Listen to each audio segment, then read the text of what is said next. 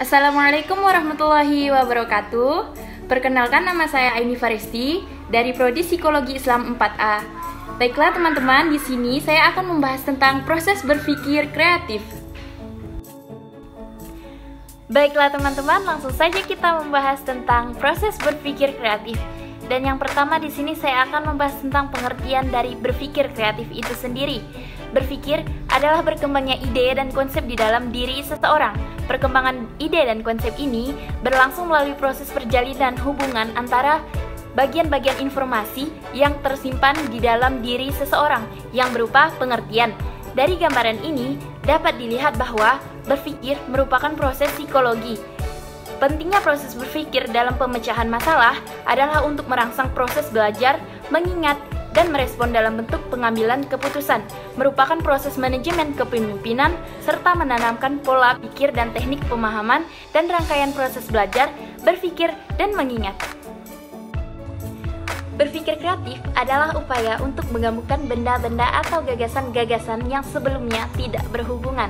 Berpikir kreatif menggunakan benda-benda atau gagasan-gagasan yang sudah nyata ada di dalam pikiran kita lah sesungguhnya proses nyata itu berlangsung. Proses ini tidak harus selalu menciptakan suatu konsep-konsep baru, walaupun hasil akhirnya mungkin akan tampak sebagai sesuatu yang baru, hasil dari penggabungan dua atau lebih dari konsep-konsep yang sudah ada. Menurut Wallace, ada 4 tahapan dalam proses berpikir kreatif.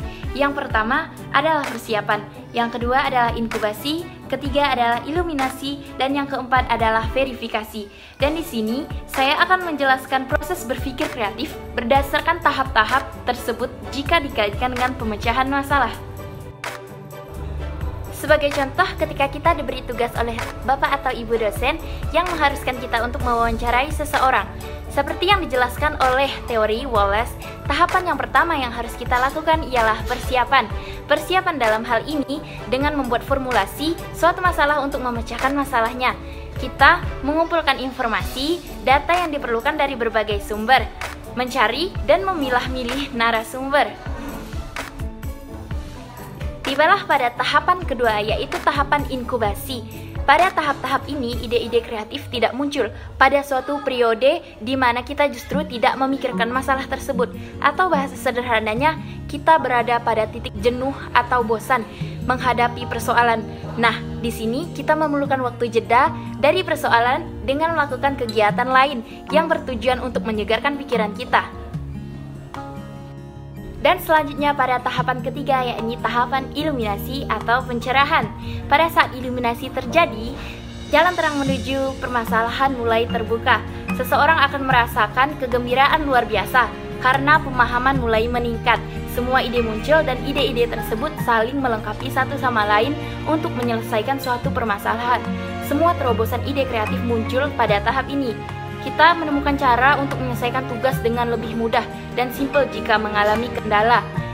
Kita menemukan cara yang lebih mudah dan efektif untuk melakukan wawancara, seperti contohnya wawancara menggunakan via telepon.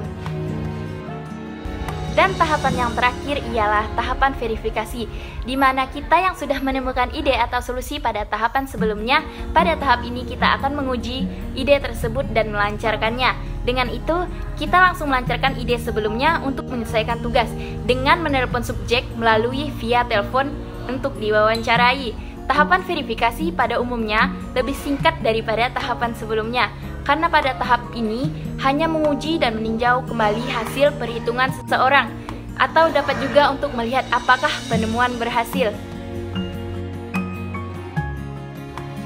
Baiklah, sekian dari penjelasan yang dapat saya sampaikan.